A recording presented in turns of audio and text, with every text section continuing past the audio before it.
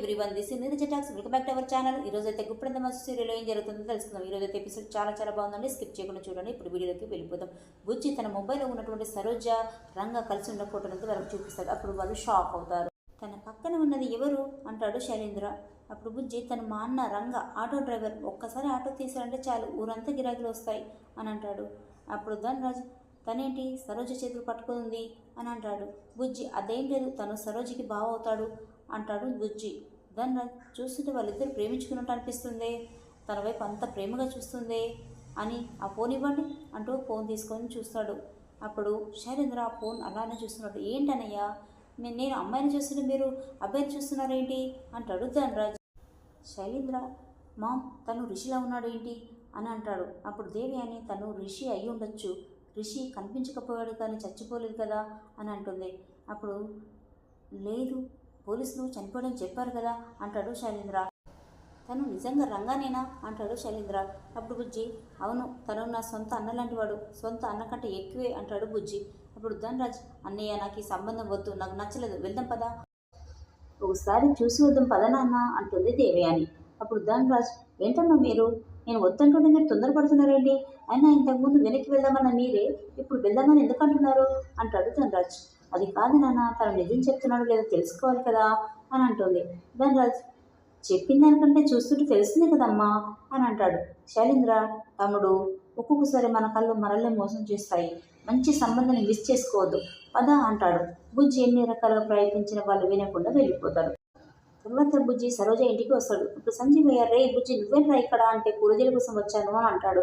తర్వాత బుజ్జి సరోజ దగ్గరికి వెళ్ళేసి సరోజ మన ప్లాన్ వర్కౌట్ కాలేదు సరోజ, నేను నీ ఫోటో చూపించాను, మన ఇద్దరు లవర్స్ అని కూడా చెప్పాను, ఆ పెళ్లి కొడుకు కొంచెం జంకాడు సరోజ, కానీ వాళ్ళని పట్టుబట్టి మరీ తీసుకొచ్చారు అంటాడు బుజ్జి.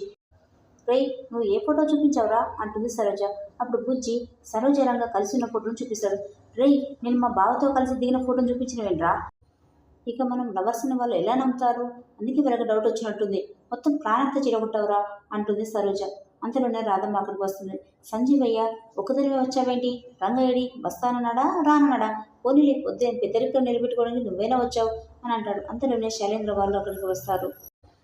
ధనరాజ్ వాళ్ళ గురించి పరిచయం చేస్తాడు. తర్వాత లోపలికి వెళ్ళి కూర్చుంటారు. దేవి అనే శైలేంద్ర దిక్కులు చూస్తుంటారు, ఎందుకంటే రంగా ఎక్కడ కనిపిస్తలేడు అని. అంతలోనే సంజీవయ్య ధనరాజు గురించి అన్ని వివరాలు అడిగి తెలుసుకుంటాడు. దేవి అని గొప్పగానే చెప్తుంటుంది. మాకున్న ఆస్తిపాస్తుల గురించి అన్నీ ఇప్పుడే అడగండి అంటాడు సంజీవయ్య. అప్పుడు దేవి అని మీ అమ్మాయికి రంగా అనే ఒక బాగున్నాడట కదా అని అంటుంది. అప్పుడే మీ వరకు వచ్చిన ఇన్ఫర్మేషన్ తప్పలేదండి, ఒకప్పుడు అబ్బాయి గురించి ఎంక్వైరీ చేసేవాళ్ళు, ఇప్పుడు 2 సైడ్ల నుండి ఎంక్వైరీ చేస్తున్నారు, చేయాలి కూడా అంతే. అవునండి, మా అమ్మాయికి బాగున్నాడు, ఈవిడ మనవడే అని రాధవకి చూపిస్తాడు సంజీవయ్య.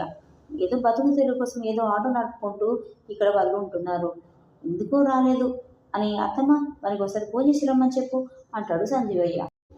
తర్వాత వసుంధర రంగ ఆటోలో వస్తుంటారు. అప్పుడు వసుంధర సార్ ఇప్పుడు పెళ్లి చూపులకు వెళ్ళడం అవసరమా అని అంటుంది.